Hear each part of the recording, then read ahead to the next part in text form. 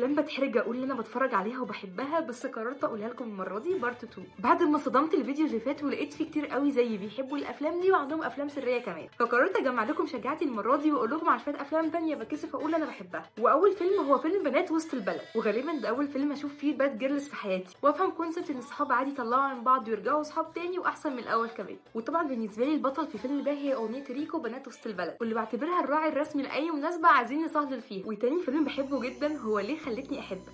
الفيلم ده رغم ان طريقه اخراجه كانت غريبه وقتها، لكنه هيفضل من اكتر الافلام اللي بحبها، وده بسبب كمان الاغنيه اللي كانت بتحكي كل مشهد واللي بيحصل فيه. خصوصا اهم مشهد هو مشهد النهايه اللي منى زكي بتقرر فيه انها ما تستسلمش، وبتيجي اكتر كوبليه بحبه في الاغنيه اسيبه ليها لا وراك وراها. وتالت فيلم هو فيلم الزمهلاويه، وغالبا ده الفيلم اللي بدات بيه علاقتي بالكوره اصلا، وان اعرف ان في نادي اسمه الزمالك في نادي اسمه الاهلي، وان لازم يكون عندي انتماء لاي فريق منهم، واني افضل كمان اشجعه واحبه وادخل كمان في خناقات وصراعات عشانه حتى لو مش بفهم في الكوره بجنيه. ومش عارفه انا بس اللي كده ولا لا، انا بحاول كل مره اجيب لكم افلام اصعب، ومش عايزه حد يزعل مني عشان انا كل مره بجيب لكم افلام اصعب، فما تندموش. واكتبوا لي برده اسامي الافلام اللي بتخافوا تقولوا ان انتوا بتحبوها وتتفرجوا عليها. ولو في فيلم فضلكم جابكم ان انتوا عايزين تعرفوا قصته اكتبوا لي برده اعمل لكم ملخص عنه. وعايزين تعرفوا افلام مهازل اكتر بحبها وبحب اتفرج عليها، ما تنسوش تعملوا فولو البارت 3.